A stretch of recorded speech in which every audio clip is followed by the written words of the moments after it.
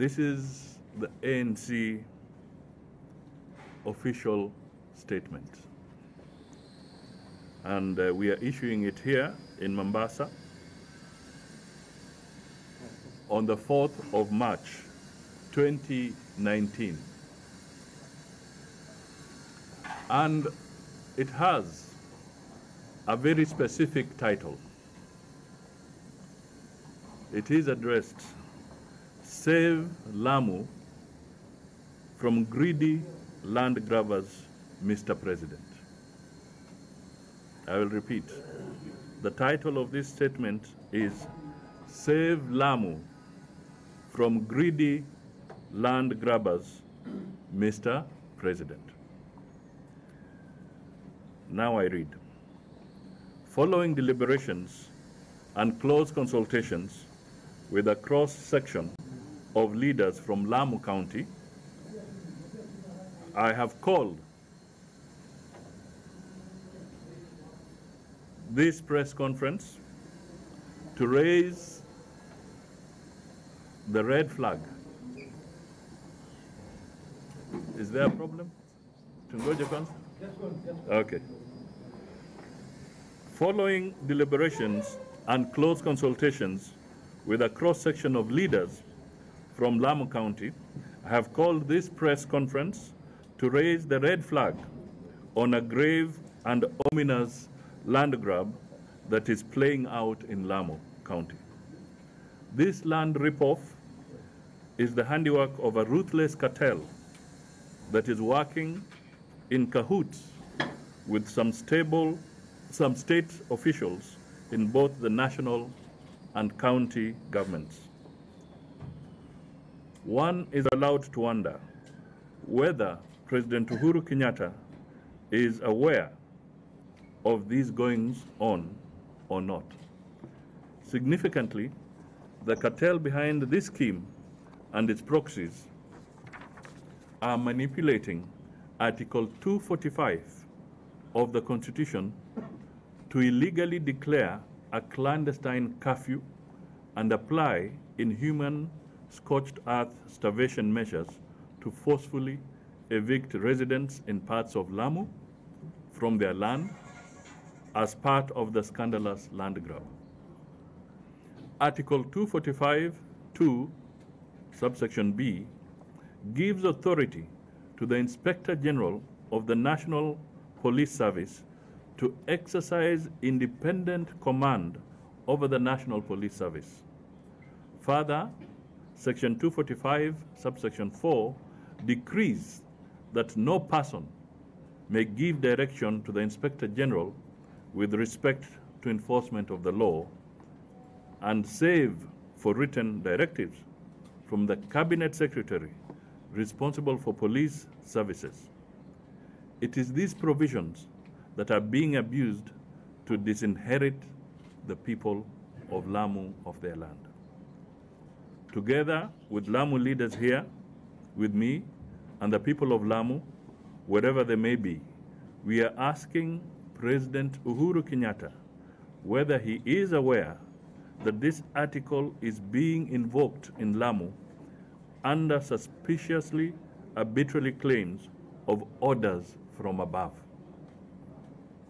thus invoking the President's name by a section of police commanders and the County Commissioner, Joseph Kanyiri, against the interests of the people of Lamu and putting peace in the county at great risk. There is also a confounding assault against selected leaders from the county.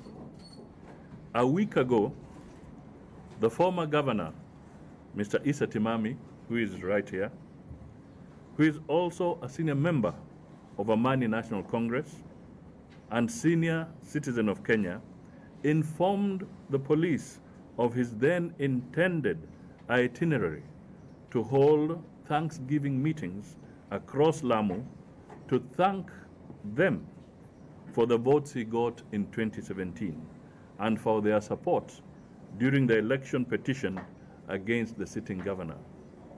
The police did not raise any reservations and subsequently the meetings in Mukunguni, Witu, Matandoni, Kipungani, Mkoe Hindi, Katsaka Kairu, and Mukunumbi took place without any incident. Moreover, there was only a minimal police presence throughout. However, without provocation and quoting orders from above, the police suddenly condoned of Mpeketoni in an emergency-like formation. They banned free movement and association of people. The same impunity was in display in Faza when police condoned off the social hall, where curious people gathered to get information on what was happening. They were violently dispersed by police using tear gas. Governor Timami wasn't spared the torture either. The house he had taken refuge in was broken into and tear gas used to flush him out. He was declared a persona non grata on Mpeketoni, his homeland. The county commissioner, Joseph Kanyiri, later gave a thumbs up to the police brutality through a statement in which he vowed not to allow any rally by an election loser. This raises serious questions on the breach of the Constitution. Under whose written authority is Kanyiri exercising illegal and draconian powers to unilaterally curtail the rights and freedoms of movement and association of the people of Lamu, let alone those of Governor Timami? Who is Kanyiri working for to decide whom the people of Lamu should meet or not meet? Is Kanyiri misusing the police, or has the IG received a written directive from the Interior Cabinet Secretary to terrorize Lamu residents? Or has Article 245 been abrogated when it comes to residents of Lamu? The heavy-handedness of violence meted against innocent residents of Lamu by the police is often explained away by way of invoking preservation of public order and security due to the Al-Shabaab threat. No one is disputing the need to be vigilant against the terrorists. However, fear of terrorism should not be used as a countermeasure and excuse to terrorize innocent Kenyans. This excuse of watching out for Al-Shabaab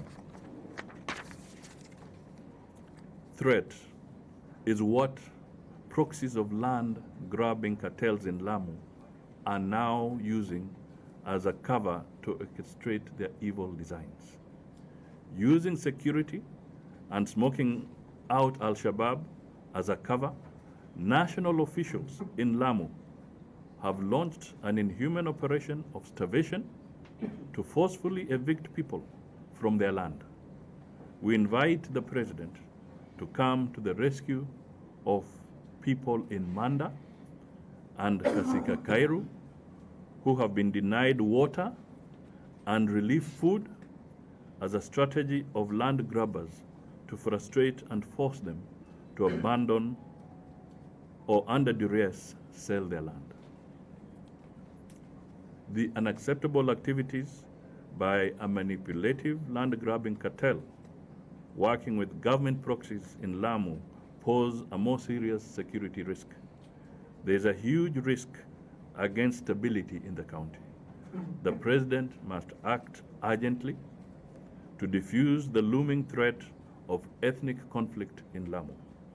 Hiding behind smoke nets of Al-Shabaab and sundry scapegoating will not do.